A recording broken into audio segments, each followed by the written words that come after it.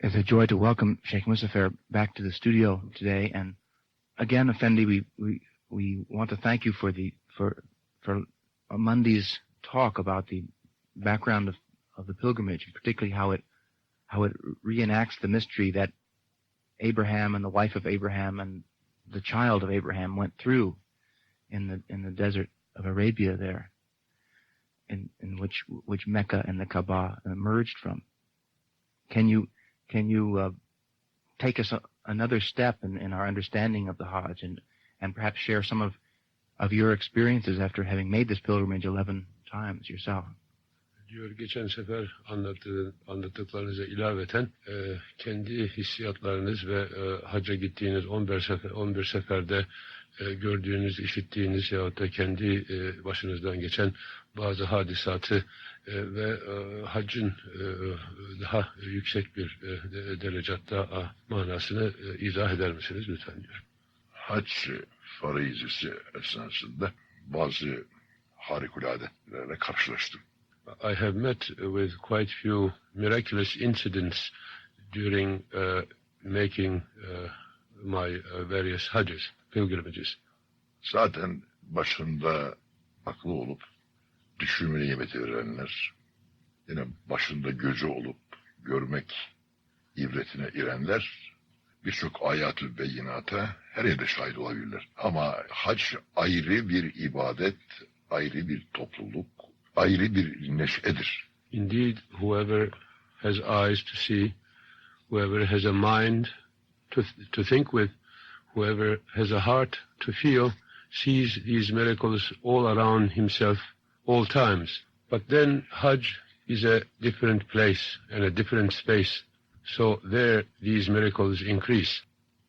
11 hacımın her birinde bir takım manevi, bana layık olmayan manevi iltifatlara nail oldu. That I have had blessings in each of my 11 pilgrimages which I feel not worthy of.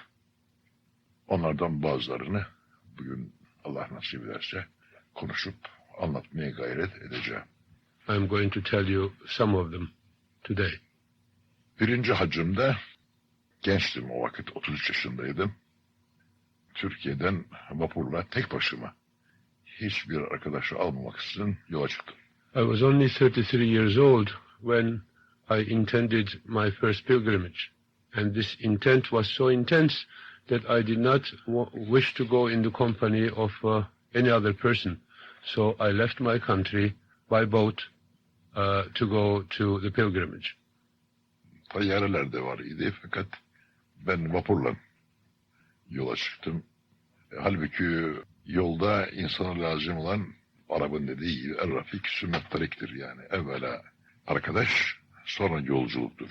Yolculukta lazım olan ilk iyi huylu, cesur, sabırlı, metanetli, yardıma müheyya, şefik bir arkadaşa ihtiyaç vardır. Sonra yola çıkılır. As the Arabic proverb says, before you start on a path, take yourself a loyal friend, a loyal companion.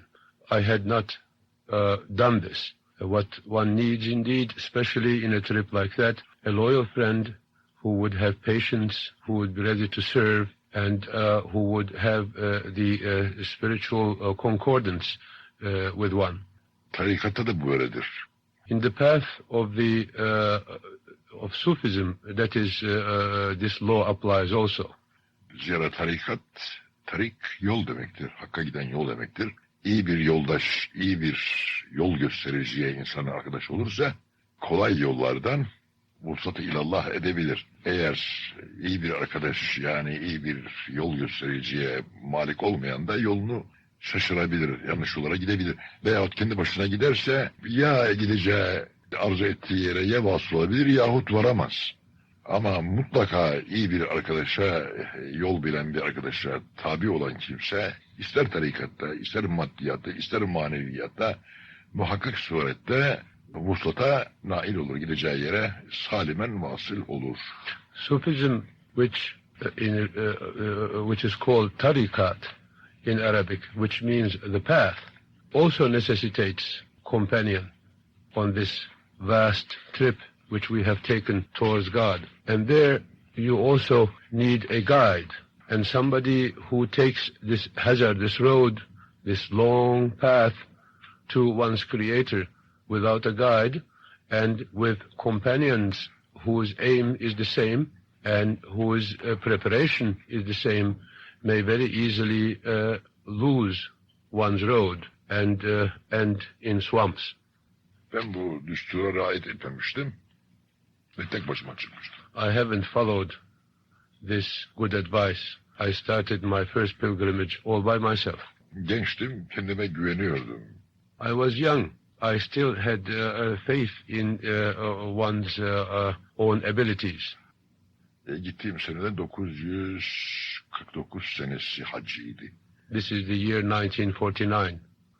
Hicaz toprakları Osmanlı İmparatorluğu'ndan ayrılalı 33 sene, 34 sene olmuştu. So the Saudi Arabian lands, which they are today, was only 30-40 years ago, was a part of the larger Ottoman Empire, larger Turkey. So the memories of the Ottomans, of the Turks, were still very much alive there.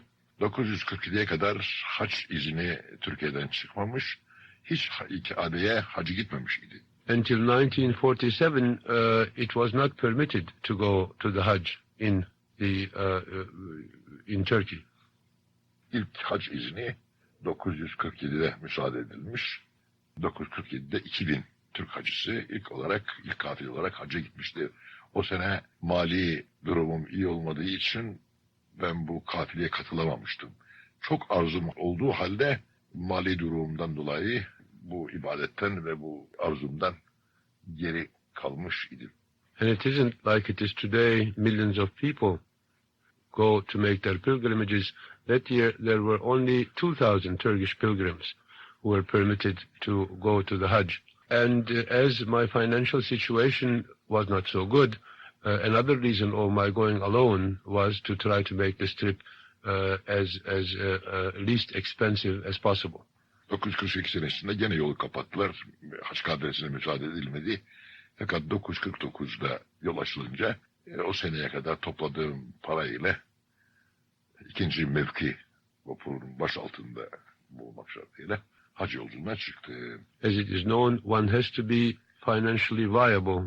One of the rules to be able to go to pilgrimage is that one has to have a certain amount of certain means to be able to go there. So I took the least expensive class in that boat, and in fact I was at the head of the boat in the lower decks. Devlet gayet güzel bir gemi konforu, her şeyi yerinde olarak bir gemi tahsis etmişti. Ve hac kafilesi içerisinde benden daha genci yok idi. I was the youngest in that boat. The boat was really very beautiful. 7 günde gece gündüz gitmek şartıyla Cidde'ye vasıl olduk. We arrived to Jeddah, the port of Jeddah, in 7 days from Istanbul. Ve Cidde'ye gittiğimiz vakitte, o vakit şimdiki Cidde mamur değildi. Şap dağları vardı. Gemi karaya yanaşamazdı. Açıkta, 7 mil açıkta duruyordu. Kayıklarla Şap dağlar arasından geçerek karaya vasıl olunuyordu. It isn't a little American town as it is today, Jeddah. It was a really very primitive place. And in the port there were heaps, or rather hills, little islands of sea salt. So the boat could not come ashore, and we had to stay miles away from the shore. And then we then proceeded by little rowboats.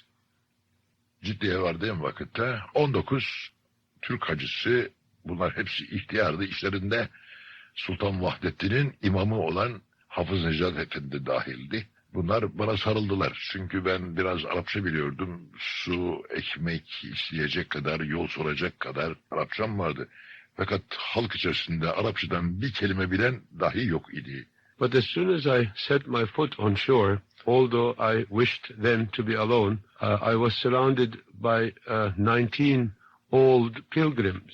Amongst them was the imam of the last sultan of the Ottomans, Sultan Vahdettin. Bu 19 hacı bana sarıldılar. Aman evladım, bizi bırakma, biz yol bilmiyoruz, iz bilmiyoruz. Çünkü sebebi de şu oldu, 2 kadın kayboldu Türklerden. O kadınları gidip arayıp ben buldum 24 saat içerisinde. The first help which was demanded from me as soon as I put my foot on shore was that I had to go and find two women who were lost. And that's an incident which happens very often, especially today when the numbers of Hajis have increased. So within 24 hours, I was successful to spot those two ladies whom I brought back. And then these 19 old gentlemen, pilgrims, would not let me go, because I knew also some Arabic and they didn't know a word of Arabic. And they were too old to do the pilgrimage by themselves. Ve Cidde'de içecek su dahi yoktu. Eti görmek için yüz binlerce sineği kovalamayınca eti göremezdi. In 1949, Jeddah was so primitive, it is unimaginable today for those who have seen Jeddah. In the butcher shops, there were lambs which were hung, which were like nests of flies, that you had to chase hundreds of thousands of flies to be able to see the meat under them. There was no water in Jeddah. Ve yollar, sokaklar dar, eski binalar, araba geçmez, hacı kafileleri yollardan dar geçer, yatacak yer yoktu, caddeler insanlarla dolu baştan aşağı. There was no place to sleep. The streets were so narrow that three people abreast could barely pass. Tabii oraya gidince biz de şaşırmıştık. Fakat benim biraz Arapça bilmemden ve yüzümün beyaz olması ve kırmızı yanaklı olmamdan Araplar beni Şamlı zannediyorlardı. Şamlı yani ya Şami, ey Şamlı diye bana hitap ediyorlardı. Although I was as shocked as everybody else with these conditions, the Arabs took me as a Syrian from Damascus, because I was a young man with red cheeks and blonde hair, and many people asked me directions and asked me to help them. Biz bir arkadaştan kaçınırken 19 tane ihtiyar insan bana sarıldı.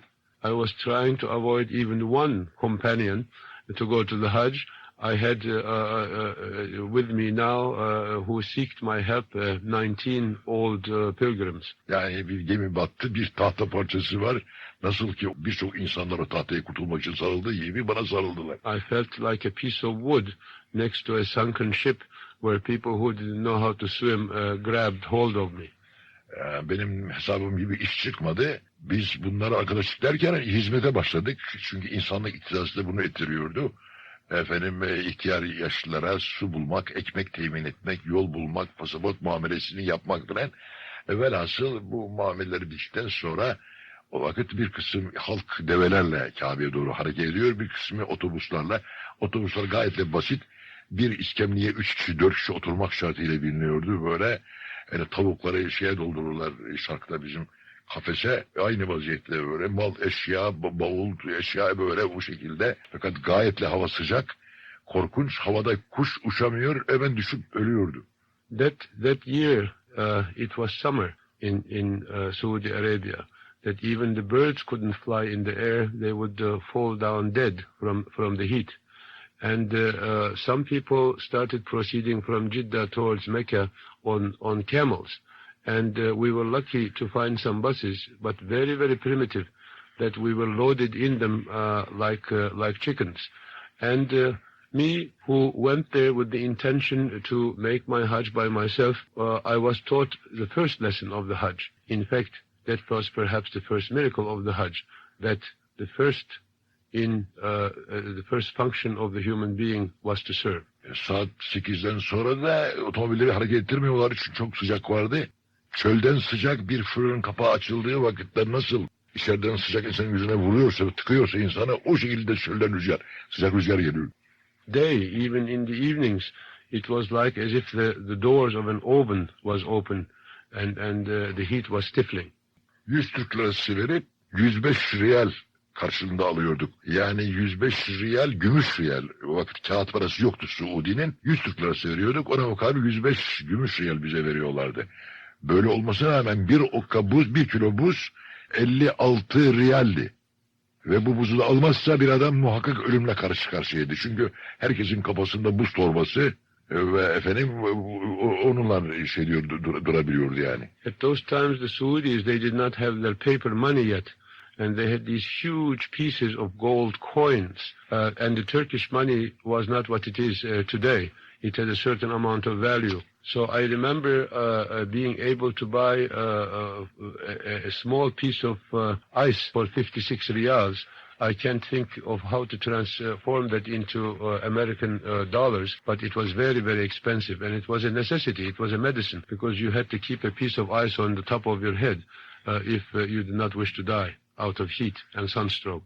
Ve bu şeyle Kabe'ye 70 kilometrelik yolu 7 saatte almak şartıyla Kabe'ye vasıl olduk. Gece hareket ettik. It is only 30 odd miles between Jeddah and Mecca, but it took us 7 hours. O vakit bu yeni harem yapılmamıştı. Osmanlıların bıraktığı harem vardı. The new huge and beautiful mosque hasn't yet been built. There was a rather simple but very delicate and elegant mosque around the Kaaba, which the Turks, the Ottomans, had built. Ve haricden gelen hacılar, bunlar efendim 20 bin kadar idi. Yerli hacıyla beraber 120 bin, 150 bine çıkabiliyordu. Fakat şimdiki hacda, bu seneki hacda 3,5 milyon halk vardı yani. I was told at that time that only 20 foreign pilgrims had come in 1949. With the local pilgrims, there wasn't any more than 120,000. While this year, when we went, the number was 3.5 million. Çünkü dünya yüzündeyken mahşer gününü görmek isteyen hacca gitmelidir. If you wish to see the day of last judgment while you are alive on the face of this planet, go to the Hajj. You will have a taste of it. Zira ahirette ne olacaksa dünyada hacda onun remizleri mevcuttur. Because whatever exists in the hereafter and in the day of last judgment and in hell and paradise, they all exist on the face of this earth. Mesela hacca giden bir adam memleketinden çıkarken evvela hısım akrabaları, tanıdıklarına gider, helallaşır. Kimden ne aldıysa onu verir, kime vurduysa ondan rızalık diler. Düşmanlarından hak talep eder ve barışır ve ölüme çıkar gibi tövbe istiğfar ederek kefenini alarak yola çıkar. Yani ihram denilen nesne, Müslümanlar ölülerini elbiseyle gömmezler, kefene sararlar. İhram 2 parçadır, bu da kefen mahiyetindedir. One of the preparations of going to the pilgrimage is to clear oneself of all one's debts and to say goodbye to one's family and to one's friends and to cut one's relationship with the world and finally to put this 2 pieces of white cloth on one, which is equivalent to one's shroud. As many people know, the Muslims, when they die, they are wrapped in these pieces of white cloth. So even this preparation shows that Hajj, perhaps one of the most important aspects of Hajj, is a preparation of death, is a taste of death, is a symbol of death, as well as the day of last judgment. Mikat denilen yer ki oraya gelindiği vakitte dikiş elbiseleri çıkarılır ve başa bir şey takke yahut bir fes yahut şapka giyilmez. Ayakkabı giyilmez. Ayakkabı giyilmesine müsaade edilmiş çünkü taşa basmaya imkan yoktur. Çünkü ateş gibi taşlar kızmıştır. Ayaklar pişer. Onun için üstü açık ayakkabıların altına ancak tabanını kapatacak kadar bir şeye şeriat müsaade etmekte. Çünkü ölümün aynısıdır. Ölümün aynısı. Ölüm halinin. It is really a preparation and an exercise in death that one takes out one's civilian clothes, which indicates one's rank, one's financial status, and everybody is equal, as everybody is equal in the instant of death, and one wraps oneself into the shroud, one takes off one's hat, one takes off one's shoes. Now it is permitted to put a kind of shoe so that you don't step on the hot sand and hot stone because that will totally burn your feet. Müslümanlar öldüğü vakitte ölülerin üzerine elbiselerini alırlar. Çıplak anasından doğduğu gibi çıplak bırakırlar ve yıkarlar, sonra kefene sararlar. Mikatı da bir hacca geldiği vakitte soyunur her şeyini. Dikişli hiçbir elbise bırakmaz, yıkanır. Cenaze yıkandığı gibi yıkanır ve ihrama sarılır ve Allah'a teslim olur. Lebbek Allahümme lebbek diyerek Cenab-ı Hakk'a telbiye eder. That one does not only take off one's clothes and shoes and hat, but one takes off all worldliness, at least one tries, and then one is washed like we wash the dead, and then he presents himself to his Creator, saying, "My Lord, I am here, my Lord, I am present, my Lord." Ve hacca giderken de işte yolda kimi deveyle, kimi arabayla, kimi otomobille, kimi taksiyle, kimi otobüsle, kimi yayan olarak gider ki yarın mahşer gününde kabirler şak olduğu vakitte insanlar kabirden kalkıp arsayı mahşere giderlerken kimi Allah'ın gönderdiği bineklere binecek, kimi yayan yürüyecek, kimi sürüklenecek, kimi yer üstünde bekleyecek, onu remzeder. And we have seen now, and I had seen then, people riding, some on cars, some on camels, some on horses, some dragging themselves, because there were quite few people who were sick and who were not in good physical condition, and some walking. Exactly the same way tomorrow, when we will be raised from the dead to go to the field of justice in the day of last judgment, that Allah, according to their doings in this world, whether they have sinned or whether they have obeyed to the laws of God, some will be given horses to ride, some will be given other means of transportation which we cannot imagine in this world, but others will walk, others will walk on fours, others will run their faces down like snakes to the presence of their Creator. Aynını bunu hacda görürsün bu remzin. You will see all this in the Hajj. İşte gittiniz siz de gördünüz aynı vaziyette ve bütün halk padişah içinde olsa yalın ayak, başı kabak, sırtında kefeni, bir kölenin yanında bir efendi, bir hizmetçinin yanında bir patron, bir zengin, bir fakir, bir hasta, bir alil, bir çirkin, bir güzel, bir siyahın yanında bir beyaz, bir sarışın, bir kırmızı yüzlü. Hiç kimse kimsenin ayrılmaz. Herkes müsavi olur. Çünkü Allah yanında insanların hiç birbirine bir faikati yoktur.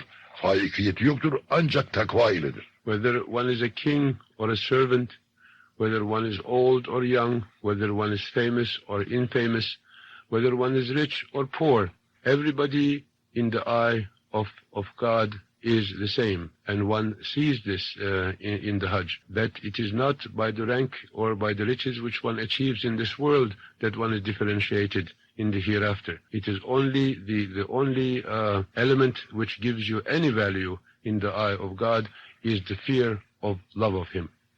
Evet, bu halle Mekke'ye vardığımız vakitte Allah'ın beytini, Allah'ın evini, Allah orada değildir. Allah'ın beyti demek oraya şeref vermek içindir. Beytullah demesi Allah orada oturmaz. Allah'ın şeref verdiği için oraya Beytullah tabir edilir. Mesela İsa aleyhisselama ruhullah, Kabe'ye Beytullah demeleri İsa Allah'ın ruhu değildir. Babası salk olunduğu için Kudretullah ile ona ruhullah. Kabe'ye de Beytullah demiştir. Allah'ın evi olduğu için değil ama o şeref ve bahçesi için verilmiştir. Finally we reached to the house of Allah, Beytullah. Now when I say the house of Allah, I certainly don't mean that Allah lives there. Allah is everywhere. Allah is in our hearts. The reason that the Kaaba is called the Baytullah, the house of Allah, is the same reason why Jesus Christ alayhi salam is called the Ruhullah, the spirit of Allah. It is just to honor this prophet, and it is just to honor this place these descriptions are made. Gittiğimiz vakitte bu hevesle ve aşkla bir de gördük ki Allah'ın beytini halk akın akın bu şekilde böyle o yoldan sonra tavaf etmekte Kâbetullah'a ki melaike-i kiram hazaratı her anda da meteral melaikete hafine min havlül arş Allah'ın arşı ve melekler tavaf ederler. Hacılar da Allah'ın beytinin etrafında ne yapıyorlar? Rengarenk, lisanları ayrı, renkleri ayrı olmasına rağmen bir gönüllü olmuşlar, bir imanda birleşmişler. Hepsinin kalbinde lisanları ayrı olduğu halde Allah aşkı ve Muhammed aşkıyla Kabe'yi tavaf ediyorlar. Öyle gördüm.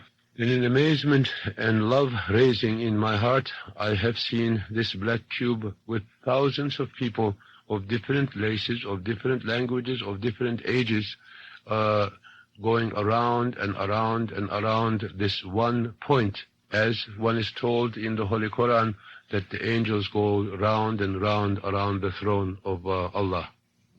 Tavaftan sonra Zemzem kuyusundan su içirildi. O mukaddes sudan. Bunda remzi şudur ki kıyamet gününde Hazreti Muhammed'in havuzu vardır. O havuzdan Hazreti Ebubekir ve Ömer ve Osman ve Ali ve Hasan ve Hüseyin efendilerimiz ümmeti Muhammed'e su vereceklerdir mahşer şiddeti ve dehşetinde. Kabe'nin o sıcaklığıyla o tavaftan sonra Zemzem'den su içtik ki bu remzi göstermektedir.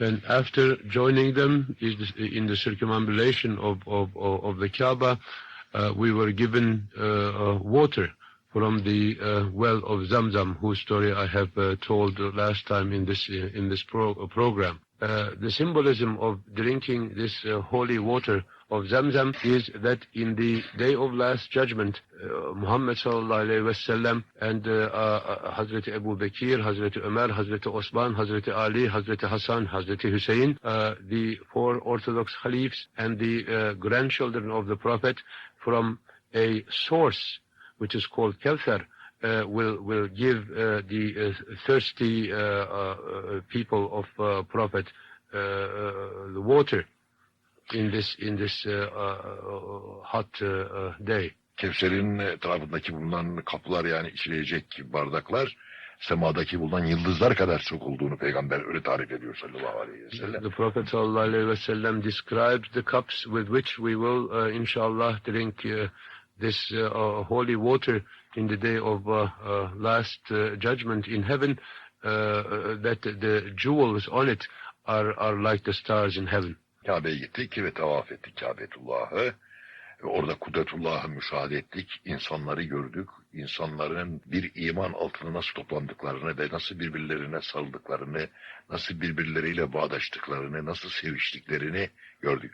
Ve aynı zamanda Hicaz topraklarına ayağımızı bastığımız vakitte memurlarını yani Arap memurlarını biraz şiddetlice bulduk muamelede. Çünkü biz lisanlarını bilmiyoruz. Onlar da bizim lisanımızı bilmiyor. Sert muameleler yaptılar ve bizden pasaport aradılar.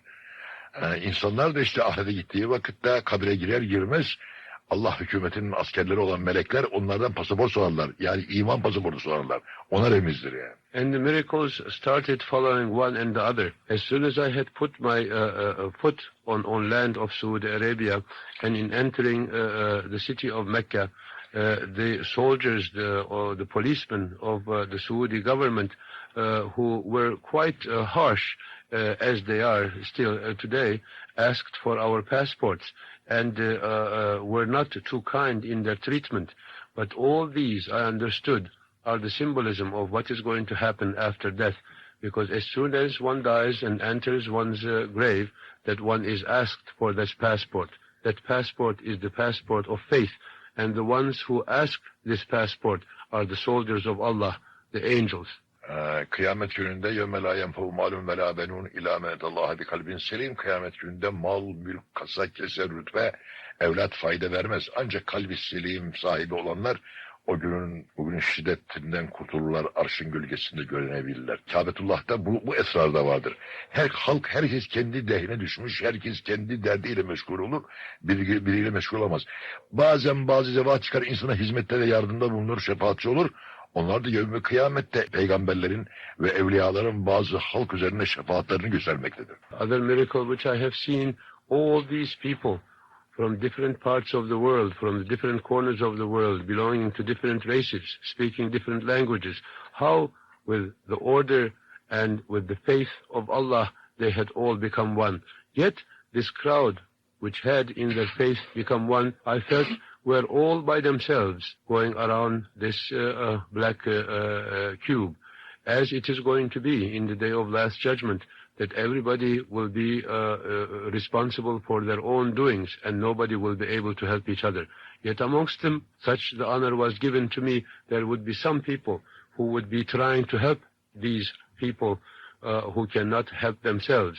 And those are the symbols of the prophets of Allah and of the beloved ones of Allah. Ve orada bol bol Allah tekbir edilir ve zikrullah olur.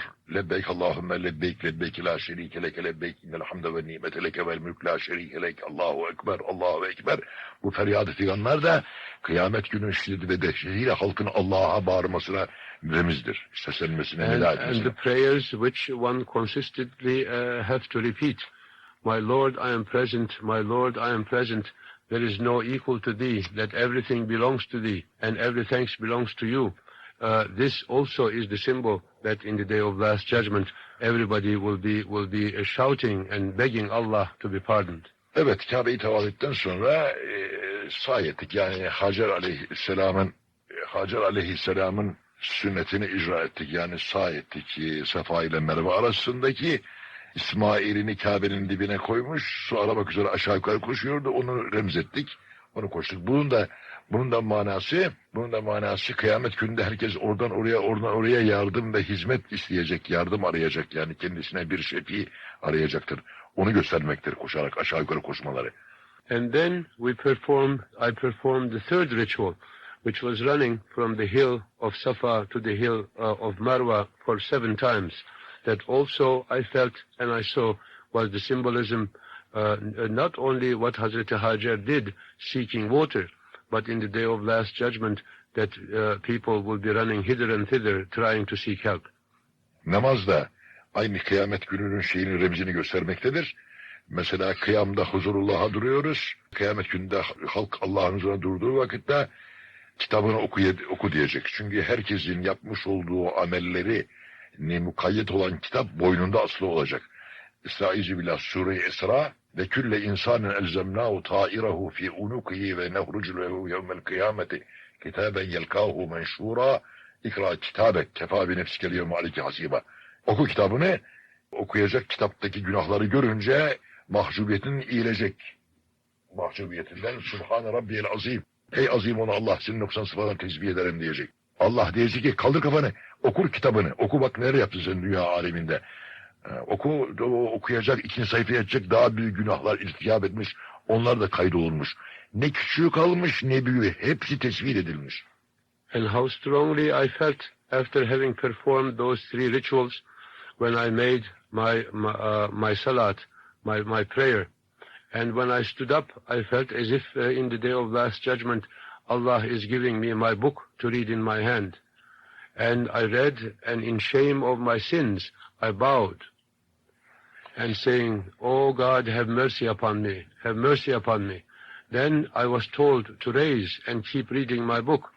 And when I again held my book in my hand, in my salat, I felt that all the details of everything which I had done in this world were written there. And in terror, I threw myself on the ground and I prostrated and again begging Allah to have mercy on me. So this symbolism of the salat came to me very strongly in my first Hajj. Allah yani oku kitabını diyecek ve okuduğu vakitte daha büyük günahları gördüğü vakitte secdeye kapanıyor ve Sübhane Rabbiyel Ala, ey ala olan Allah senin noksan sıfattan tenzih ederim diyor. Allah gene kaldır başını secdeden kaldırıyor. Oku kitabını gene okuyor, gene günahlarını gördüğü ve tekrar secdeye kapanıyor. Sonra gene kaldır başını gene kaldırıyor. Oku kitabı okuyor ve mahcubiyetinden böyle duruyor. Sağa ve sola başını çeviriyor, selam veriyor. Onun manası şefaatçi aramak etrafından, sağından ve solundan. Onun gibi sahide de Hazreti Hacer'in sahi şefaatçi kendisine yardımcı aramak manasına koşuluyor aşağı yukarı sefada ilme arasında. Onun remzini göstermekte. And finally, in shame, as I sat and I turned to my right and saluted, and I turned to my left and saluted, I understood the meaning of this final act in one's prayer too. What I was doing is I was looking for somebody to intercede, somebody to help me in my right and in my left. Sahiden sonra Kabe'den çıktık ve bizi aldılar Arafat'a doğru sevk ettiler. Yani mahşer yerinden kurtulup bir yerden bir yere gidiyoruz şimdi başka tarafa. Orada Hakk'ın varlığına ve kudretini, birliğine, noksan sıfattan münezzeh olduğuna, evladu ayelden münezzeh bulunduğuna işaret ve Allah'ı bilmek, arif olmak için. And then we proceeded this long road to the Mount Arafat. Arafat, Arif, Arafah means knowledge, to acquire knowledge, to come to know. And then there we were made to see and to know the existence of Allah, the oneness of Allah, and the all-powerfulness of Allah, and that nothing existed but Allah. And we came to this knowledge in the Mount of Knowledge. İndel meşaril haramda Allah'ı zikrediyoruz. Allah'a çağırıyoruz. Aman ya Rabbi, aman ya Rabbi, aman ya Rabbi, aman ya Rabbi, aman ya Rabbi. Onun remizi. Sonra günahlarımıza da vakıf olduk. Fakat İslam dininde intihar etmek haram olduğu için kurban alıyoruz yerimize bedel olarak. Ya Rabbi, yaptığımız günahlardan kendimizi katletmek lazım gelir ama bize haram kıldın nefsimi katletmeye. Nefsimize bedel olarak kendimize bu kurban deyip diğer yerimize kurban kesiyoruz. Kurbanı kestik. Then when we descended to Mina, where during the ritual of the Hajj, one is supposed to sacrifice an animal, a lamb, or a cow, that I felt so strongly that of all these sins which I was made to know, and all these blessings which was given to me by the one Allah, that I should really disappear from the face of this world with shame, as it is forbidden to us to kill ourselves, and instead of killing ourselves, we killed our egos in the name of this animal. Bütün hesap bittikten sonra bayram yapıyoruz. Bayramda refah ve saadet anını gösteriyor ki mahşerden kurtulduk. Allah'ın affına mazhar olduk ve cennete girmek manasına geliyor bayram yapmak. And at the end of this ritual, the Eid came, the feast came, and there was such taste in that feast of somebody who has already seen the day of last judgment, who has been cleansed out of his sins, because in realization of one's sins, there is the pardon in it. And then we feasted our salvation. Ve bayram günü de aynı zamanda Allah ile mülakat ettiğimizden dolayı, bu rızayı bari kazandığımızdan dolayı Allah'ın sevmediği sıfatları şeytanın başına atıyoruz, taşla remzediyoruz ki bu da Hazreti İbrahim Aleyhisselam'da Hazreti İsmail'in şeytanı taşladığı yerde aynı şeyi ifade ediyoruz. Ve kurbanla beraber de Hazreti İsmail'in ve İbrahim Aleyhisselam'ın kıssasının remzini meydana getiriyoruz aynı zamanda. And as the last ritual during this feast, we threw stones at 3 places to the devil. The 7 stones representing the 7 greater sins which has already fallen off us, and that we returned it from where it came from. Bayramın 3. günü artık Kabe'ye indik, hacı olmuştuk, bayram yapıyorduk. Bunların remizlerini anlamıştık, görmüştük, bayram yapıyorduk. Bayramın 3. günü Kabe'ye indik, 4. 5. günleri Kabe'de hep namaz kılıyoruz. Allah'ın beytini tavaf ediyorduk. Bir gece, ben gece yarısı Kabe'de namaz kılarken efendim, bir de baktım ki benim İstanbul'dan tanıdığım ve sevdiğim bir hanım, Saadet Hanım diye bir hanımefendi vardı. Kocasıyla beraber onlar da hacca gelmişler idi. Hatta bizim niyetimiz üçümüz beraber gelecektik. Fakat ne olduysa oldu, onlarla ayrı gelmiştim. O Saadet Hanım'ın Kabe'ye tavaf ettiğini gördüm. Ben namaz kılıyordum. Makam-ı Hanefi'de o Kabe'yi tavaf ediyordu. And at the 3rd day of the feast, while I was making my prayers in the Kaaba, I saw a lady whom I knew very well, her and her husband from Istanbul. And she was making the tawaf. And after her tawaf, we met together. And she took me home where her husband was not feeling too well. Bu arada çok mühim bir şey anlatacağım. Çok mühim benim için ve hakikaten kitaba da yazdım bunu. Ve bugün de bu işe şahit olanlar İstanbul'da hayattadırlar yani. Arafat'a çıktığımız gece Haydar Bey namında bir fabrikatör bizle beraberdi. O adam vefat etti, öldü Arafat'ta. Ve ölüsü yatarken ne yapacağız düşünüyoruz, nasıl gömeceğiz bunu, buradan nasıl yıkayacağız, gömeceğiz düşünürken böyle gökten bir kağıt uçarak geldi ve onun göğsünün üzerine kondu. Bir kuvvet bize dedi ki o kağıdı okuyun dedi içimizden böyle. Yalnız bana değil. Avukat Mahmut Veziroğlu ve müsahip İsmail Hakkı Bey ve ben oradaydım. Kağıdı aldık ve kağıdın üzerinde şu yazılıyordu. Rahmetullahi aleyh ve rahmeten vasi'a yazılıydı. Rüzgar üfürerek getir onun göğsüne koydu. Allah'ın geniş rahmeti onun üzerine olsun diyor. One incident which I cannot pass without sharing with you is that when we were on Mount Arafat, that a good friend of ours, Haydar Bey, an industrialist, he passed away. And in a state of shock in this situation where one doesn't know what to do as a funeral to a dead friend, when we were thinking, many people were around me, they are still alive in Istanbul, a piece of paper came from the sky and settled on the chest of the dead man. And we felt that we must read this paper. We looked at it, and it was written on it, God's mercy, forgiveness and blessings is upon you. Nurdan bir yazıyla yazılmıştı. It was the writing seemed to us as if it was written by light. Ve bunu ben kitaba yazdım ve aynı zamanda bu Haydar Bey'in oğlu bugün İstanbul'da Vaniköy'de fabrikası vardır, yağ fabrikası. Onu da bildirmiştim kendisine yani. Kendisine bildirdim. The son of this man is still alive in Istanbul, an industrialist, and I have with the witnesses which were with me, I have informed him of that. Şimdi gene biz de şeyin bahtımıza dönelim. Ben yatsı namazı kılarken baktım Saadet Hanım Kabe'yi tavaf ediyor. Hemen ben selam verdim ve koştum arkasından Saadet Hanım diye seslendim. Saadet Hanım, o hoca efendi burada mısın dedi bana. Çünkü ben onların mahallesinin imamıydım o vakit. Efendim, aman dedi beraber gidelim Mahir Bey kocası için. Mahir Bey dedi rahatsız biraz gelemedi tavafa. Bize bir Arap evini efendim kiraladı. Bize çok iyi muamele yaptı efendim. Bize iyi ikramlarda bulunuyor. Fakat biz onun lisanını hiç bilmiyoruz. Teşekkür dahi edemiyoruz.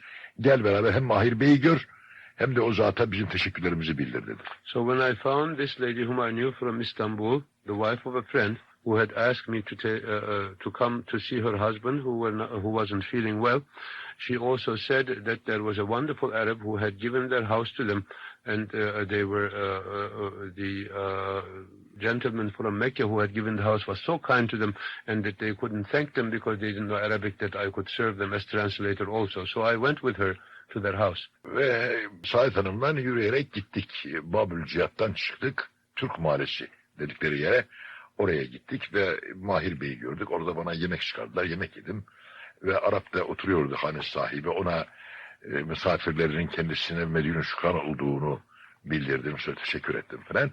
Oradan gece saat 3 raddeleri vardı. Gece 3 raddesi vardı. Oradan döndüm. Benim sırtımda artık ihramı çıkardığımız için, bayramda elbiseyle giydiğimiz için sırtımda Arap elbisesi vardı. Başımda ager falan vardı benim gece. Ve boynumda da bir çanta vardı. Kapalı çanta, geniş. İçerisine paramı, pasaportumu, bazı eşyalarımı koyuyordum. O Babülca'ya geldiğim vakitte orada baktım ki ekmek satıyorlar. Böyle pideler var, ufak ufak pideler. Onlardan 10 tane kadar aldım. Çünkü arkadaşlarımız yaşlı. Onlar belki çıkamayanlar ve aç kalanlar vardı düşünerek. 10 tane ekmek aldım, çantama koydum, Kabe'nin içine girdim. Kabe'nin içerisi tamamen fukara hacılarla, yeğen gelen hacılarla doluydu. Yerleri yok, vekaleleri yok, delile gitmemişler. Bizim mezhebimiz Hanefidir. Bizde kuvvet-i maliye ve kuvvet-i bedeniyeye malik olan hacca gider. Fakat Maliki mezhebinde de diğer mezheplerde fakir de olsa, hasta da olsa, ihtiyar da olsa Kabe'ye gelmekle mükelleftirler. Yeğen yürüyerek gidenler var. Evet, onlar yatıyorlar taşların üzerinde, binlerce insan. So I had a very pleasant time in the house of all my friends, and the sick man wasn't so bad, and I thanked the Arabs who were making them guests, and we had a wonderful meal.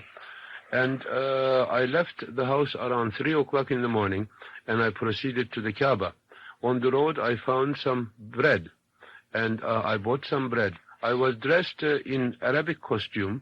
As the Hajj was finished, we had worn our normal costumes, and I had the Arabic garb on my head, and I took 10 pieces of flat bread, pizza bread, and put it in my bag, which was closed, and I went into the Kaaba, into the mosque, which was full with people, poor people sleeping on the floor, just solid. In our sect, the Hanafiya, to be able to go to the Hajj, as I have said before, that one has to have a certain financial means. While in other sects, for instance in Malikiya and other sects, Hajj is an obligation for all Muslims, whether they are old, whether they are sick, whether they are poor. So these poor, sick people, solid, they were on the ground, and I was jumping from above one body and the other, and proceeding towards the Kaaba. Ve onları o fakirlerin üzerinden ben atlayarak gittim. İşte dediğim gibi benim Türk olduğumu Araplar dahi bilmiyorlar. Beni Şamlı zannediyorlardı. Onların atlayarak ben geçerken böyle her yere gittikten sonra oradan yatanlardan birisi ayağa kalkmış arkamdan bana Türk diye seslendi. Nobody took me ever during that trip as a Turk. Everybody, as I said before, thought that I was from Damascus, from my physical appearance and from my clothes. So as in that darkness, and there was not much electricity at those days, jumping over all these people, I heard a voice far behind me in the darkness calling me, Turk, Turk, look at me.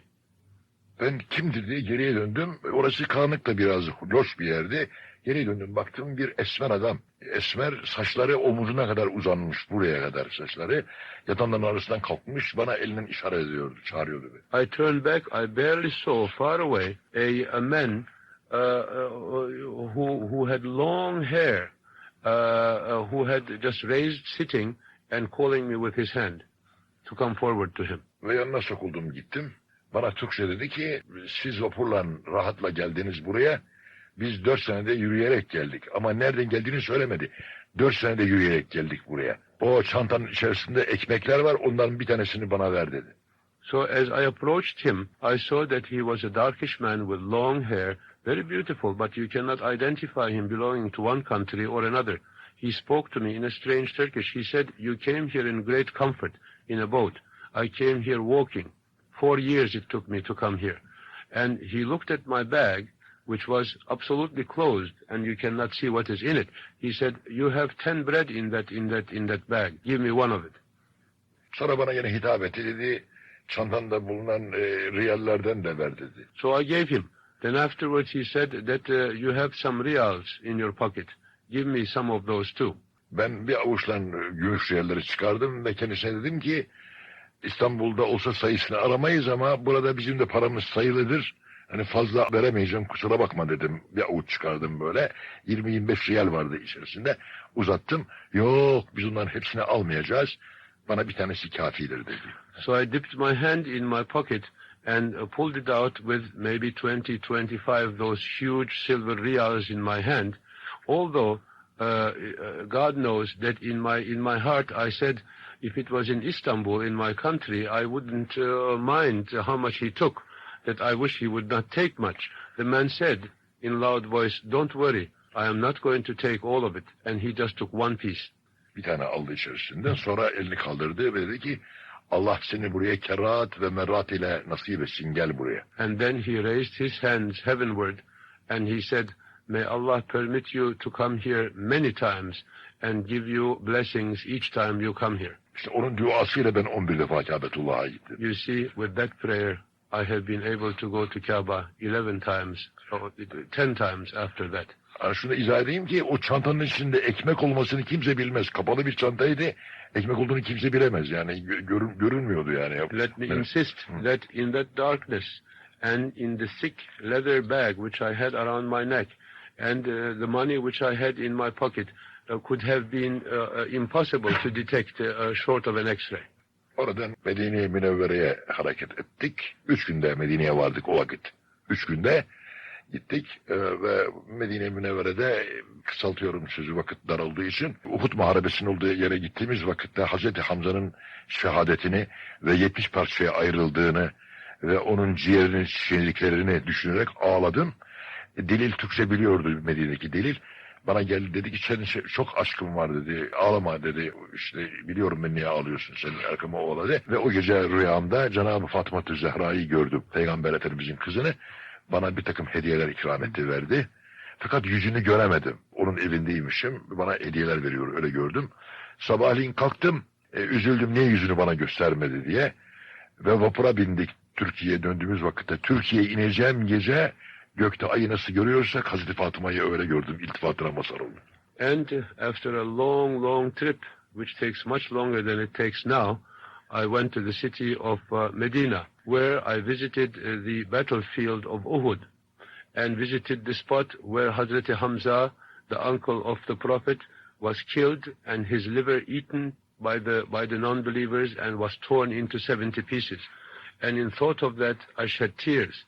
And the guide which was with me, he caressed my back. And he said, I know what you are crying about.